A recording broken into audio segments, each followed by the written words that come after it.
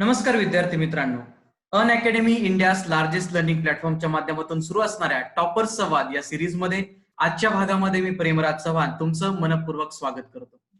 विद्यार्थी मित्रांनो, गेले काही दिवस या सिरीजच्या माध्यमातून आपण एमपीएससीच्या विविध स्पर्धा परीक्षांच्या माध्यमातून यशस्वी झालेल्या यशस्वी अधिकाऱ्यांच्या कहाण्या या त्यांच्या शब्दामध्ये तुमच्या समोर आणण्याचा प्रयत्न करत आहोत.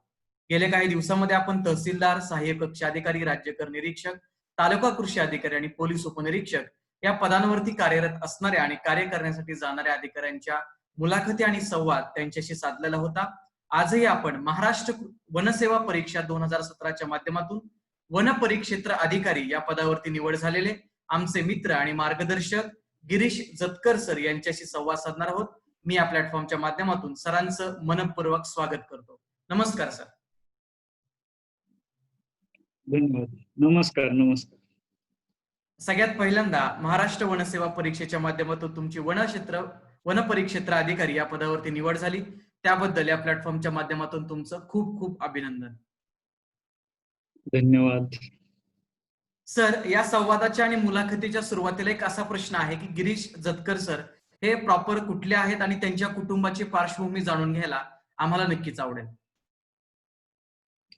मी बुलढाणा जिल्हा विदर्भाचा जो प्रवेशद्वार म्हणून ओळखला जातो तिथला बुलढाणा जिल्ह्यातला आहे. जिल्ह्याच्या ठिकाणापासून जस्ट 2 ते 3 किलोमीटर वरतीच माझं घर आहे. आधी एक लहान असताना वगैरे लांब वाटायचं की खेडेगावात राहतो, ते आता शहरात मर्ज झालेलं आहे. त्याच्यामुळे मी असं म्हणू शकणार नाही की मी खेडेगावातून प्रॉपर आलेलो आहे असं.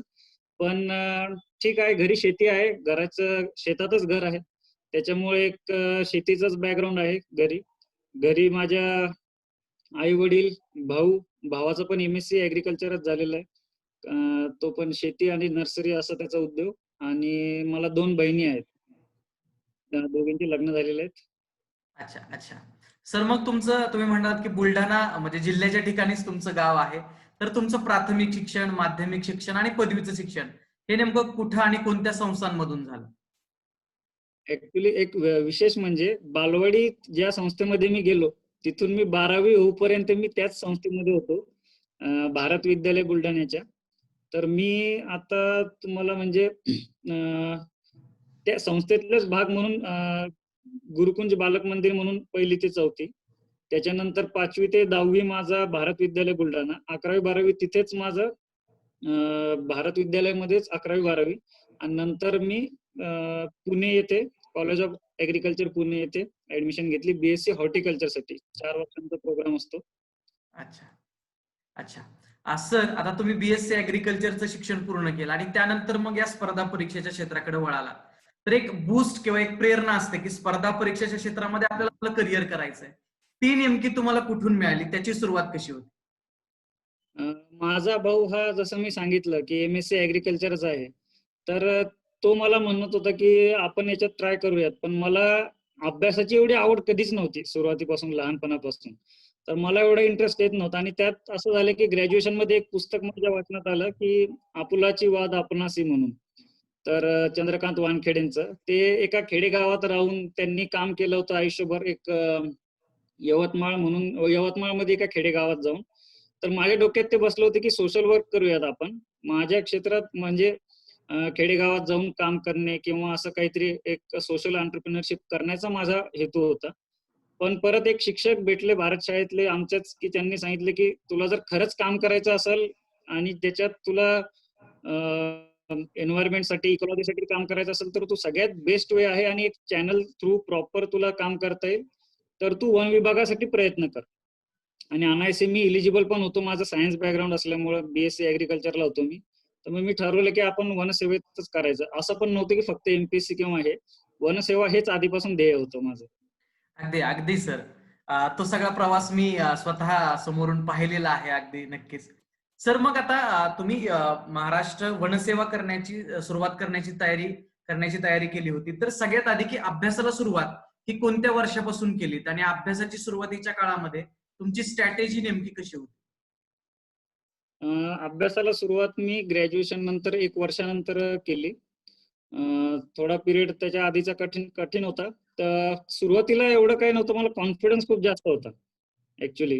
वरिष्ठ कृषी मित्र जे आहेत आपल्या कॉलेजवरती, त्यांनी ज्या पद्धतीने मार्गदर्शन केलेलं होतं, तर मला कॉन्फिडन्स एक खूप होता माझ्यामध्ये की मी ही गोष्ट करू शकेन. तर 14 साली प्रिलिम्स आली होती महाराष्ट्र वन सेवेची. प्रिलिम्सचा फॉर्म भरून मी सरळ जे प्रिलिम्सचा सिलेबस आहे इंग्लिश, मराठी आणि त्यावर्षी चेंज झाला होता सिलेबस. आधी फक्त जीएस प्रिलिम्सलाच असायचं. तर मग मी पहिली स्ट्रॅटेजी सिंपल ठेवली होती की मी एक बुक्स बेसिक विचारून घेतले होते की वरिष्ठ कृषी मित्रांना आणि ते वाचायला सुरुवात केली. इंग्लिश मराठीचे पण तीच स्ट्रॅटेजी होती. आणि त्याच्यानंतर मग प्रिलिम्स क्लिअर झाल्यानंतर खरा अभ्यास सुरू झाला तो 14 मग 15 त्या वर्षी सिलेक्शन नाही झालं, ती ऍड लांबली, खूप गोष्टी होत गेल्या. दुसऱ्या अटेम्प्टला पण काही अडचणी आल्या मेन्स मध्ये.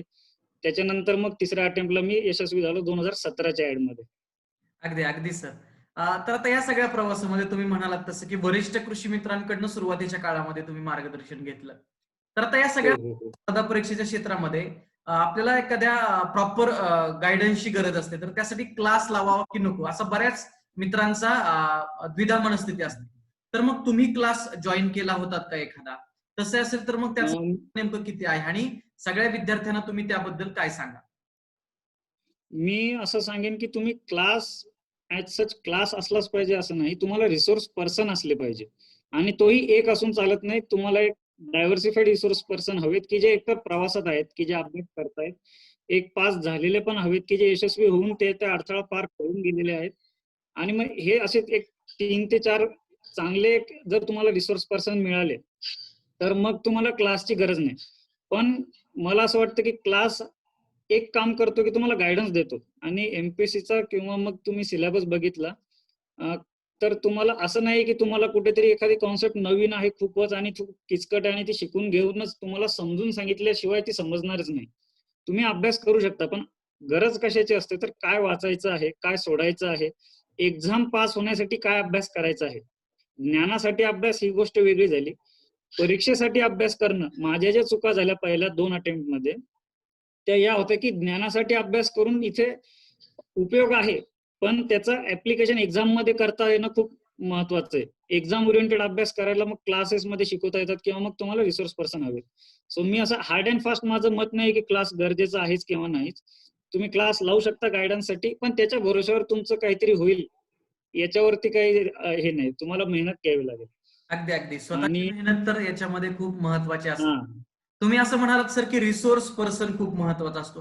कोणत्याही क्षेत्रामध्ये तुम्ही जा की तुम्हाला एका मेंटॉरची आणि मार्गदर्शकाची गरज असते, तर तुमच्या आयुष्यामध्ये अशा रिसोर्स पर्सन किंवा मेंटॉरचं महत्व नेमकं किती आहे त्याबद्दल तुम्ही काय सांगा? अगदी सुरुवातीच्या काळात म्हणलं तर मला वरिष्ठ कृषी मित्रांमध्ये निलेश उंडे सर आहेत की जे आता उस्मानाबाद येथे कार्यरत आहेत लेखाधिकारी विभागात. आणि दुसरं भूमिलेख विभागात. आणि दुसरं विठ्ठल शिंदे सर जे मंत्रालयात आहेत. एक धनंजय पाटील सर आहेत की आमची एक बॅच सिनियर बॅच खूप चांगली होती, त्यांच्यामध्ये अभ्यास करणारे पण खूप छान होते. आणि नंतर एक 2015 पासून माझा सतीश पाटील सर जे आहेत स्पेस अकॅडमीचे, त्यांच्याशी माझा संपर्क आला. तो पण विठ्ठल शिंदे सरांच्या मार्फतच आला, त्यांनीच सांगितलं. तर त्यांचा पण एक महत्वाचा रोल होता अभ्यास कसा करायचा किंवा मग अभ्यासाचं टेन्शन न घेता त्याला एक छोट्या छोट्या पार्ट मध्ये डिवाइड करत करत कव्हर कसं करायचं हे शिकण्यामध्ये. अगदी अगदी. तर ह्या मार्गदर्शकाचं आणि मेंटॉरचं महत्व तुम्ही नक्कीच विशद केलं. सर तुम्ही म्हणालात की 2014च्या पहिला अटेम्प्ट तुम्ही महाराष्ट्र वन सेवेचा दिलात आणि तिसऱ्या अटेम्प्ट मध्ये हे तुमचं सिलेक्शन झालं. त्या दरम्यानचा मग तो पहिल्या अटेम्प्टच्या प्रवासापासून 17 पर्यंत ती सगळी परिस्थिती कशी होती? ती सगळी परिस्थिती तुम्ही शांततेनं संयमाने हाताळलेली मी स्वतः बघितलेलं आहे. तर त्या याच्यामध्ये तुम्ही स्वतःला शांत आणि संयमी कसं ठेवलं? सगळ्यात महत्वाचं 14चा अटेम्प्ट म्हणजे तो खूपच नवीन होतो मी. आणि तेव्हा एक वेगळ्या कॉन्फिडन्स मध्ये असतो मनुष्य की एवढी मोठी गोष्ट नाही. त्यात माझी प्रिलिम्स क्लिअर झाली होती पहिल्या अटेम्प्ट मध्ये. तर घरच्यांनी पण ठीक आहे, घरच्यांना असं वाटलं होतं की ठीक आहे हा करू शकेल. तर मग मी पण त्याचा प्रॉब्लेम असा झाला होता की त्याच्या आधीचं 1-1.5 वर्ष माझ्या आयुष्यातलं खूप महत्वाचं होतं. हे याच्या आधी पब्लिक प्लॅटफॉर्मवरती असं स्वतःहून कधी बोललेलं नाही, पण मी आज बोलेल जेणेकरून लोकांना किंवा कोणी अशा अडचणीतून जात असेल तर त्यांना सुद्धा त्याची प्रेरणा मिळावी. आणि तेव्हा सुद्धा माझा हा उद्देश होता की जेव्हा मी तयारी करायला सुरुवात केली की मी जर काही सिलेक्शन झालं माझं तर मी काही लोकांना इन्स्पायर करू शकलो पाहिजे याच्यातून. तर असं झालं की 2013 मध्ये ग्रॅज्युएशन संपलं होतं माझं. आणि ग्रॅज्युएशन संपल्या संपल्या 10 दिवसातच मला कॅन्सरचं निदान झालं होतं. आणि तेव्हा एकतर वय 21 वर्ष होतं माझं आणि खूप लहान. मला त्याचं गांभीर्य नसेल कदाचित, पण एक असं वाटत होतं. मग खूप उदाहरणं बघण्यात आले की याच्यातून सर्व्हाइव्ह कसे करतात लोक किंवा काय. तर मग मी ते सगळं बघून 2013 मध्ये माझी सर्जरी, किमोथेरपी, असं पूर्ण वर्ष वाया गेलं होतं, की जे सगळ्यात क्रिटिकल वर्ष असतं तुमच्या प्रिपरेशन पॉईंट ऑफ व्ह्यूने. आणि ते पूर्ण वर्ष मी घरी बसून होतो आणि मी काही अभ्यासाचा तर काही संबंध नव्हता. मी खूप टाइमपास करायचो. ते ट्रीटमेंट मधला वेळ जायचा, उरलेला वेळ मी आराम करण्यात जायचा. आणि सगळ्यात मोठा इश्यू मला जाणवला होता तेव्हा की माझा किमोथेरपीने तुमची मेमरीवरती इश्यू होतो खूप. तर असा इश्यू झाला की मला लक्षातच राहत नव्हतं. मला नवीन लोक भेटायचे तर ते 5-5 वेळा ओळख झाली तरी सुद्धा माझ्या लक्षातच राहत नव्हती की यांना मी भेटलोय किंवा काय. म्हणजे एवढा जेन्युइन इश्यू झाला होता की मी आता करू का नको स्पर्धा परीक्षेची तयारी वनसेवेसाठी, हे माझं सोडून देण्याच्या मार्गावर आलं होतं. पण माझ्या डॉक्टरांनी वगैरे मला सांगितलं की तो ऑर्गनाईज करून केला तर ते लक्षात राहील, तुला एफर्ट जास्त घ्यायला लागतील. मग पहिला अटेम्प्ट तर मी असाच गेला की ज्याच्यात प्रिलिम्स माझी क्लिअर झाली. प्रिलिम्स झाल्यानंतर मेन्स ऍड लांबली होती, त्याच्यावर केसेस वगैरे क्लिअर केल्या. जसा आयोगाचा कार्यभार आहे आपल्या सगळ्यांना माहिती आहे कारभार, तर तो थोडासा लांबत गेले ते 2015 मध्ये. पण त्याच्यात मी थोडासा गाफील झालो होतो आणि एक्झाम ओरिएंटेड जो अभ्यास करायचा असतो तो न करता मी अवांतर अभ्यास जरा माझा जास्त झाला. मला आवड होती इकॉलॉजीची आणि एन्व्हायरमेंटची, तर माझा एक्झाम ओरिएंटेड अभ्यास झाला नाही. त्या वर्षी खूप मोठ्या अंतराने मी फेल झालो. इंटरव्ह्यूला मी क्वालिफाय झालो होतो, पण माझं काही झालं नाही. मग नेक्स्ट अटेम्प्टला मी सगळं करेक्ट करत आलो होतो. पण मेन्सच्या वेळेस एकदम शेवटी एक 10-15 दिवसात मला असं वाटायला लागलं की जागा खूप कमी आहे, मला होणार नाही. तर तो ही चूक आयुष्यात कधीच करू नका की जागा कमी आहेत म्हणून मी तयारी करत नाही, कधीच करायचं नाही. मला धनंजय पाटील सर जे DYSP आहेत त्यांनी पण सांगितलं होतं की जागा कमी असताना जास्त अभ्यास करायचा, कारण तेव्हा बाकी करत नाहीत, की अभ्यास जागा कमी आहेत म्हणून. तर पहिल्या ऍडला 2014च्या 282 जागा होत्या, पण माझं सिलेक्शन झालं. दुसऱ्या ऍडला 55 जागा होत्या तरी सुद्धा नाही झालं. पण त्याच्या पुढच्या ऍडला फक्त 43 जागा होत्या, पण माझं सिलेक्शन झालं. म्हणजे याचा अर्थ तुम्ही त्या जागांकडे बघू नका. तुम्ही किती जागा आहेत, एक्झाम मध्ये वेळ किती मिळतोय, बाकीची किती तयारी करतायत, तुम्ही तुमच्या प्रिपरेशन वरती खूप खूप फोकस करा आणि मग तुम्ही यशस्वी 100% व्हाल. 100%. अगदी खूप खूप मोलाचा सल्ला सर दिलात की अडचणी प्रत्येकाच्या आयुष्यामध्ये येतात, पण बऱ्याच जणांच्या आयुष्यामध्ये एक जीवन मरणाचा प्रश्नाची फेज असते. त्या फेजवरती मात करून नंतर यशस्वी अधिकारी होणं आणि इतरांसाठी एक इन्स्पिरेशन ठरणं ही खरंच खूप आपल्या स्वतःमध्ये एक मोलाची गोष्ट असते. तुम्ही तर आमच्या म्हणजे मी तुम्हाला खूप जवळनं ओळखतो, आमच्यासाठी तर तुम्ही इन्स्पिरेशन आहातच. पण या प्लॅटफॉर्मच्या माध्यमातून कित्येक मुलांना ही अडचणी आयुष्यामध्ये येतात, पण त्या अडचणींना घेऊन नाही बसायचं, त्यांना माग सारत काम करायचं. हे खूप मोलाची गोष्ट तुम्ही आता सांगितली.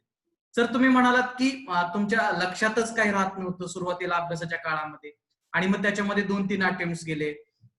जागा कमी असल्यामुळे तुम्ही अभ्यास करण्यासाठी हे टाळाटाळ वगैरे केली. तर मग त्या फेज मध्ये स्वतःला शांत आणि संयमी कसं ठेवावं?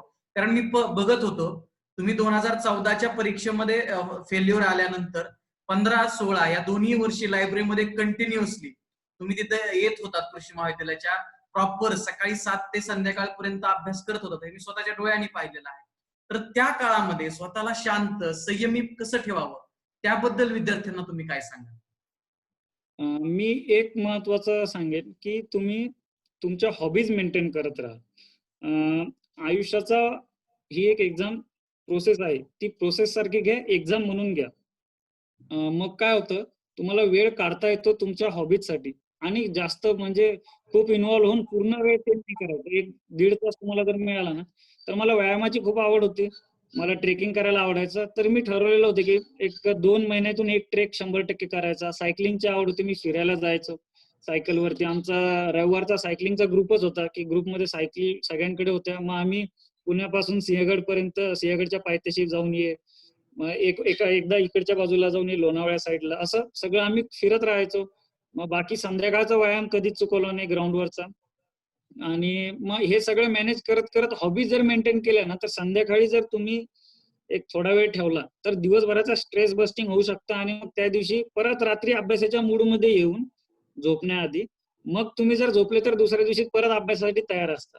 जेणेकरून तुम्हाला ताण वाढणार नाही की फक्त अभ्यास करतोय, दुसरं काही होतच नाही माझ्या आयुष्यात, असं कधी व्हायला नको. अगदी महत्वाची गोष्ट आहे की आनंददायी शिक्षण. आता नवीन कन्सेप्ट, नवीन धोरण, हम्म. ही कन्सेप्ट जसं तुम्ही 10वी पर्यंत अभ्यास करत असता तशीच कन्सेप्ट जर स्पर्धा परीक्षा क्षेत्रामध्ये राबवली तर नक्कीच हम्म. ठरू शकते. म्हणजे तुम्हाला व्यायामाची किती आवड आहे ते आता स्क्रीनवरती बऱ्याच विद्यार्थ्यांना दिसत असेल, त्यांच्या पाठीमागं त्यांच्या व्यायामाचं साहित्य तुम्हाला दिसतच आहे. की हे असतं की, आणि मी स्वतः बघितलंय म्हणजे ग्रॅज्युएशन झाल्यानंतर विद्यार्थ्यांना गाडी घ्यायची आवड असते. मी सरांना स्वतः लायब्ररीमध्ये एकटाच एक माणूस होता जो सायकलवरती लायब्ररीमध्ये यायचा आणि रूम वरती जायचा. तर ते ही अशी आवड तुम्हाला स्वतःला शांत आणि संयमी ठेवण्यासाठी नक्कीच उपयोगी ठरत असते. तर हा तुमचा सगळा प्रवास आहे, स्ट्रगल आहे. आणि ज्यानंतर तुम्ही मग हे वनसेवेची तयारी करत होता, तर मग अभ्यासासाठी संदर्भ ग्रंथ हे खूप महत्वाचे असतात, बुक लिस्ट.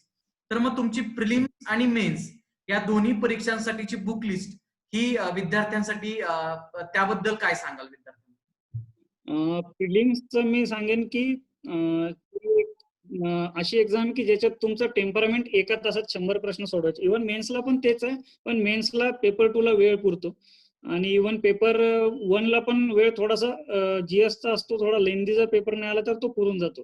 पण प्रिलिम्सला मात्र तुमचं आता सध्याच्या कटथ्रोट कॉम्पिटिशन तुम्ही अनुभव घेऊ शकता की काही लोकांचे अटेम्प्टच 70 असतात तर काही लोकांचा स्कोअरच 65 असतो.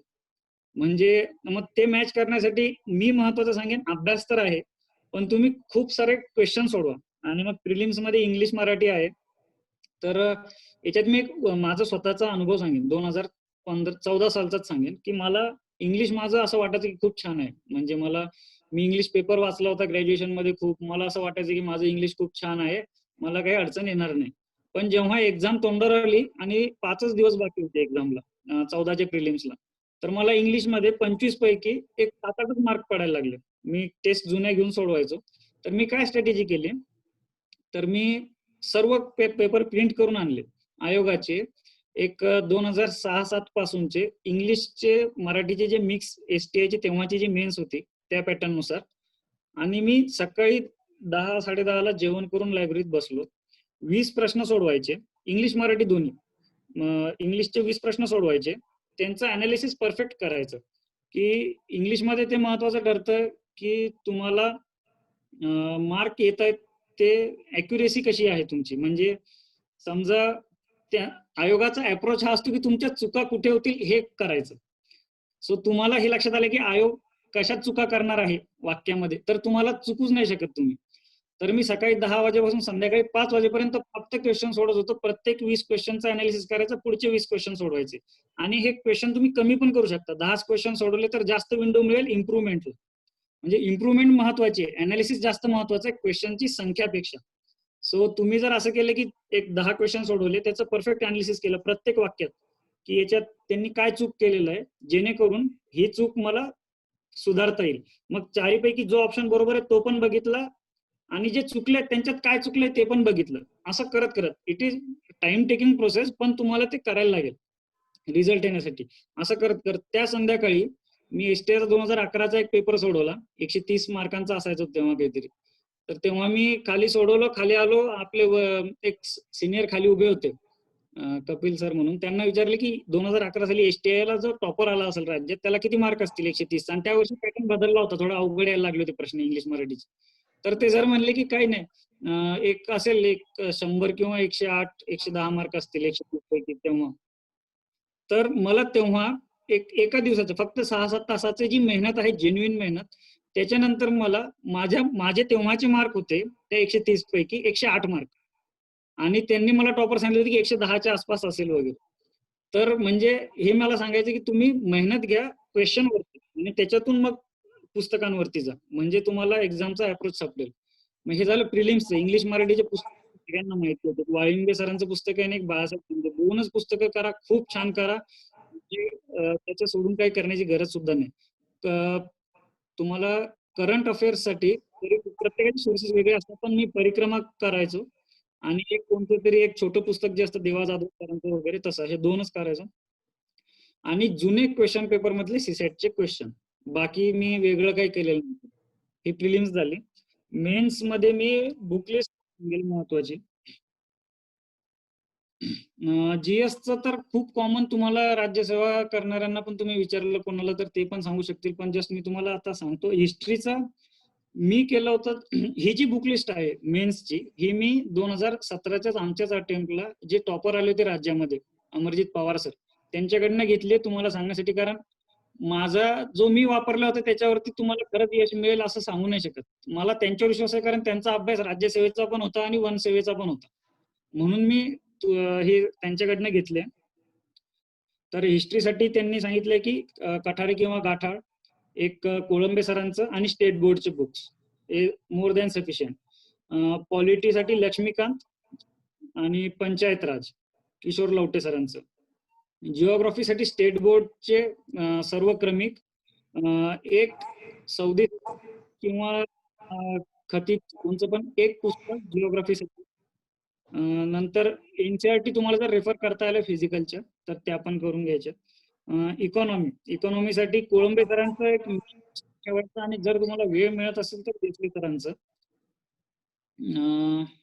आता पेपर 2 जो सगळ्यांना याच्यासाठी खरंच काय वाचायचं, तर जनरल सायन्स तर तुम्हाला माहिती आहे की क्रमिक महत्वाचे आहेत. आणि एक तुम्ही मार्केटमधलं कोणचं पण जनरल सायन्सचं बुक उचललं, सध्या भस्के सरांचं चालू आहे, तर ते पुस्तक किंवा कोलते पण चालू आहे, त्याच्यात तुम्ही करू शकता. याच्यात पण तुम्ही जुने क्वेश्चन पेपर जर बघितले आयोगाचे, तुम्हाला फायदा होतो की कोणत्या अँगलनी बायोलॉजीवर जास्त प्रश्न असतात किंवा काय. तर मग आता ऍग्रिकल्चर पार्ट मध्ये स्टेट बोर्ड 11वी-12वीचं जे कृषीचे पुस्तक आहे, एक ज्ञानदीपचं गारगोटे सरांचं, आणि मग एक कात्यायन नावाचं एक पुस्तक आहे. ज्यांना तर माहित असेल, ऍग्रिकल्चर बॅकग्राऊंडच्या मुलांना तर ते चांगलं माहित आहे. एक छान पार्ट 1 पार्ट 2 बुक्स आहेत, दोन्हीमध्ये पण आहेत. त्याच्यातलं सिलेबस बघून कोणचा पार्ट महत्वाचा आहे करायचा. नंतर एन्व्हायरमेंटसाठी शंकर IAS, आणि एक इंटरनेटचा उपयोग करायला लागेल तुम्हाला नॅशनल पार्कसाठी, वाईल्ड लाईफ सँक्च्युरीचा जो टॉपिक्स आहेत त्याच्यासाठी. फॉरेस्ट्रीसाठी तुम्हाला एक लॉचे जे आहेत, तुम्ही लॉ साठी सरळ त्याच्या PDF घेऊ शकता नेटवरून, त्याच्यातून तुमचा अभ्यास होऊन जाईल. आणि इंडियन फॉरेस्ट्री नावाचं एक मणिकंदनचं बुक आहे, जे डिस्क्रिप्टिव्ह आहे, पण त्याच्यातून तुम्ही ऑब्जेक्टिव्ह काढू शकता काही पार्ट, किंवा त्यांच्या शेवटी दिलेले आहेत. रिमोट सेन्सिंगसाठी राज्यसेवाचे जे मुलं तयारी करतात त्यांच्याकडनं तुम्ही डेटा घेऊ शकता. त्याच्यात सौदी सरांचं पुस्तक आहे, किंवा एरियल फोटोग्राफीचे जे टॉपिक आहेत ते विकिपीडियावरनं, रिमोट सेन्सिंग, या सर्व हा जो पेपर 2 आहे. याच्यामध्ये मी आणखीन माझं स्वतःचं मी एक ऍड करेन की जे ऍग्रिकल्चर MS एंट्रन्स असते MCR ची, त्याच्यासाठी तयारी करताना जे ऑब्जेक्टिव्हचे बुक आहेत, त्याच्यातले सॉइल सायन्सचे ऑब्जेक्टिव्ह किंवा मग फर्टिलायझर्सचे ऑब्जेक्टिव्ह, हे त्याच्यातून टॉपिक वाईज कव्हर करून घेतलं तर तुमचा ऑलमोस्ट खूप पार्ट कव्हर होऊन जाईल.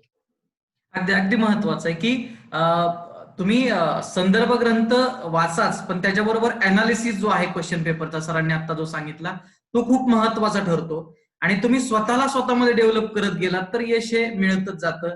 अगदी व्यवस्थित आणि डिटेल बुक लिस्ट सरांनी या ठिकाणी आपल्याला सांगितले. आणि मी एक सांगू हा इच्छितो सर. की इंग्लिश मराठीची मेन्स मध्ये जे राज्यसेवेच्या मुलांना प्रॉब्लेम येतो, त्यांच्यासाठी पण ही स्ट्रॅटेजी खूप छान काम करते. कारण मला आठवतं, मी प्रिलिम्स, आपण सगळ्या एक्झामचे फॉर्म भरायचो तेव्हा माझी प्रिलिम्स राज्यसेवेची मी 2दा क्लिअर झालो होतो, पण मी मेन्सची तयारी कधीच नाही केली. पण मी राज्यसेवेच्या मेन्सला तयारी न करता इंग्लिश मराठीचा पेपर दिला होता. तो फक्त हीच जी तयारी होती प्रिलिम्सला एक 4 महिन्याआधी केलेली, तरी पण मला 100 पैकी 82 मार्क आले होते पहिल्या कीनुसार. नंतर मी काय बघितलं नाही किती आले किंवा काय. तर मला सांगायचं की तुम्ही तयारी जर केली या पद्धतीने, अनालिसिस करत, इंग्लिशचे 10-10 प्रश्न घेऊन कव्हर करत, तर आणि जुने सर्व घ्यायचे, सगळे क्वेश्चन पेपर घ्यायचे जुने 2001 पासून जरी घेतले तरी चालतं. अगदी अगदी ते खूप महत्वाचं आहे. आणि आता वाळिंबे सरांच्या कितीही नवीन आवृत्त्या निघत असल्या तरी मला माहित आहे की सरांची जुनीच आवृत्ती त्यांची ती स्पेशल आहे, हो, हो. आणि मीही ती वापरलेली आहे. खूप महत्वाचं आहे या सगळ्या गोष्टी, की तुमचा अनालिसिस हा खूप महत्वाचा ठरतो प्रत्येक गोष्टीमध्ये. वनसेवा परीक्षेच्या टप्प्यावरती प्रिलिम्स आणि मुख्य झाल्यानंतर मुलाखतीचा एक महत्वाचा टप्पा असतो. तुम्ही 3 अटेम्प्ट. तर सर तुमच्या त्या मुलाखतीचा अनुभव कसा होता, त्याबद्दल विद्यार्थ्यांना काय सांगा. पहिल्या 2 अटेम्प्ट मधले चूक परत एकदा. पहिल्या अटेम्प्टला एकच वायवा दिला. त्याला प्रॅक्टिस जे आपण मुलाखत म्हणतो की त्याच्यात जाऊन दिला मी, पण तो पण खूप सिरियस नव्हता. दुसऱ्या वेळेस तर दिलाच नाही, मी सरळच गेलो होतो. कारण मी त्या माइंडसेट मध्येच नव्हतो, मी आधीच हारलेलो होतो. मी म्हणलं होतं ना की जागा कमी आहेत किंवा काय, आणि मला मेन्सच्या स्कीनुसार वाटत नव्हतं की माझा रिझल्ट येईल किंवा काय. पण रिझल्ट आल्यावर कळलं की माझं फक्त 6 मार्कांनी गेलं. 6 मार्क म्हणजे 3 प्रश्न असतात मेन्स मधले. तर ते एक होतं. पण मग तिसऱ्या अटेम्प्टला मात्र मी ती काळजी घेतली. मी 3 ठिकाणी मॉक दिले आणि त्याचा मला फायदा पण झाला. आणि मॉक देताना एवढी काळजी घ्यायची की एकदम वेळेवरती देऊ नका इंटरव्ह्यूच्या. एक थोडे 10 दिवस आधी, 5 दिवस आधी द्या. जेणेकरून तुम्हाला चुका सुधारायला वेळ राहायला पाहिजे. कारण अननेसेसरी मग बर्डन नको व्हायला की हे चुकतंय, हे चुकतंय. मग वेळच उरलेली नाही आता हे कारण. नक्की सो आणि नक्कीच. एक हा. इंटरव्ह्यू मध्ये एक सांगेन की मी खूप नॅचरल इंटरव्ह्यू देण्याचा प्रयत्न केला. की मॅडम अपराजित मॅडम, येस, त्या मॅडमचं नाव, की त्यांनी खूप जणांना मार्क कमी दिलेले असतात. मला जे 50 मार्कांचा इंटरव्ह्यू होता, मॅडमने मला 31 मार्क दिले होते. तर मला आठवतं की इंटरव्ह्यू एवढा मोकळा झाला होता हसत खेळत, की मॅडमनी लावून धरायचा एक मुद्दा, तो तेवढाच कॅन्डिडली घेत. फक्त तुम्ही शेड्यूल नका वागू तिथे. तुम्ही सिरियसनेस पण तुमचं एकदम बर्डन न घेता व्यवस्थित ते जर झालं तर तुम्हाला मार्क येऊ शकतात. अगदी अगदी खूप महत्वाची गोष्ट सांगितली की ती तुमची पर्सनॅलिटी टेस्ट असते. तुम्ही नॅचरल वेनं दिली तर त्याला मार्क खूप चांगले येतात. सर, आता हे सगळं झाल्यानंतर मग रिझल्टचा दिवस, तुमचं स्ट्रगल आहे, सगळी परिस्थिती आहे, या सगळ्यानंतर गिरीश जतकर यांची वनपरिक्षेत्र अधिकारी म्हणून ज्या दिवशी निवड झाली, तो दिवस तुमच्यासाठी कसा होता, त्याचा अनुभव काय सांगा? त्या दिवसाची एक आस्था आपल्या लक्षात राहतं. पण एक विशेष म्हणजे मी तेव्हा नागपूरमध्ये होतो, एकटा होतो. माझ्यासोबत ना मित्र होते ना माझे घरचे होते. म्हणजे मला आठवतं की रिझल्ट लागल्यावर मी रस्त्यावर चालत होतो, एक गार्डन बघायला गेलो होतो. तर येताना मी एकटाच ओरडलो होतो रिझल्ट लागल्यावरती की एकदाच माझा रिझल्ट आलेला आहे म्हणून. तेव्हा मला शेअर करायला सुद्धा कोणी नव्हतं. मग तिथून फोन वगैरे झाले हे. तर पण मी आणखीन एक आत्ता सांगू शकतो की नवीन तयारी करणारे, आता कॉम्पिटिशन खूप वाढले आणि खूप तयारी करतायत मुलं. तर मी एक ट्रेंड बघतो की एक असं नाही होत की प्रत्येकाला 1-2 वर्षात वगैरे सिलेक्शन होईल. इव्हन स्वतः मलाच 4 वर्ष लागले. तर मला असं म्हणायचंय की ही एक प्रोसेस आहे आणि हा आयुष्याचा भाग आहे. हेच तुमचं आयुष्य नाहीये. मला आठवतं रिझल्ट लागला माझा 16 एप्रिलला 2018 मध्ये. पण 2018 जर मला विचारलं की माझ्या आयुष्यातला सगळ्यात चांगला दिवस 2018 मधला कोणता, तर तो रिझल्टचा नाहीये. माझ्या घरी काही माझ्या भावाचे हेल्थ इश्यूज चालू होते. तर तो बरा होणे, तो जो दिवस होता, त्याचे जेव्हा रिपोर्ट्स आले की तो आता पूर्ण बरा झालेला आहे, की तो दिवस माझ्या आयुष्यातला सगळ्यात आनंदाचा आहे. याच्यावरनं तुम्हाला अंदाज येईल की आयुष्याचा हा एक एक्झाम. आणि 2018 हे वर्ष मग भाऊ आजारी असल्यामुळे पूर्ण वेळ घरी होतो. तर पूर्ण वेळ शेतीची कामं, नर्सरीची कामं, जो सगळ्यात मोठा हनीमून पिरियड असतो सगळ्यांसाठी की सिलेक्शन नंतर जॉईनिंग होईपर्यंत, तो माझा एवढा खडतर गेलेला आहे इमोशनली आणि इथे घरी फिजिकली सुद्धा. तर मला असं सांगायचं की तेव्हा माझ्या लक्षात पण नव्हतं की माझं सिलेक्शन झालंय. माझ्या मित्रांचा वगैरे फोन यायचा 15 दिवसातून, 10 दिवसातून. तेव्हा ते मला म्हणायचे की काय साहेब काय चाललं? तेव्हा माझ्या लक्षात येतं, अरे आपलं सिलेक्शन झालं. म्हणजे तुमच्या आयुष्यात जर खरंच बाकी काही इश्यूज आले तर तुम्हाला कळेल की इम्पॉर्टन्स खूप एवढा जास्त नाहीये. हे थोडं निगेटिव्ह इन्स्पिरेशनल नाहीये नक्की. प्रॅक्टिकली मी खूप प्रामाणिकपणे सांगतो की तुम्ही प्रयत्न करताना खूप प्रयत्न करा एकदम जीवापाड, पण हेच फक्त आयुष्य आहे हे समजू नका. याच्यानंतर पण खूप मोठं आयुष्य आहे आपल्याजवळ अगदी अगदी करण्यासारख्या खूप गोष्टी. महत्वाचं आहे की ही एक्झाम म्हणजे आयुष्य नाही, तर ती आयुष्यातली एक छोटीशी प्रोसेस आहे. त्याला त्या प्रोसेस म्हणून बघितलं तर मग तुम्ही खूप छानपणे टॅकल करू शकता. आणि तुम्ही म्हटलात की हे निगेटिव्ह थोडंसं वगैरे होईल, पण प्रॅक्टिकली रियालिटी समोर येणं हे सुद्धा खूप महत्वाचं असतं आणि ही सगळी रियालिटीच आहे. सर, सिलेक्शन झाल्यानंतर आता RFOच्या या सगळ्या गोष्टीमध्ये ट्रेनिंग जे असतं तुमचं, ते खूप दिवस एकतर चालतं आणि त्याच्याबद्दल बऱ्याच जणांना उत्सुकता असते. तर त्या ट्रेनिंग पिरियड बद्दल काय सांगा? ट्रेनिंग बद्दल एक महत्वाचं मी सांगेन. माझा आवाज येतोय ना? हो, येतोय येतोय येतोय सर. ट्रेनिंग हे खूप डायव्हर्स आहे. तुम्हाला पूर्ण भारत फिरायला मिळेल, तुम्हाला एक्सपोजर मिळेल. सो ट्रेनिंग ही खूप छान गोष्ट आहे. इव्हन आमची अकॅडमी खूप स्ट्रिक्ट आम्हाला अलॉट झाली होती की जी भारतातली, आमच्या हिशोबाने तिथे माझ्या कॉलेजचे माझ्यासोबत 7 जण होते. तर मला माहितीये की ते आम्ही सगळे सोबत होतो. माझे बॅचमेट्स होते जे ग्रॅज्युएशन पासून सोबत होते म्हणून, त्याच्यामुळं आम्हाला खूप त्रास झाला नाही सोबत. पण बाकी अकॅडमी खूप स्ट्रिक्ट असून सुद्धा आम्ही खूप एन्जॉय केला.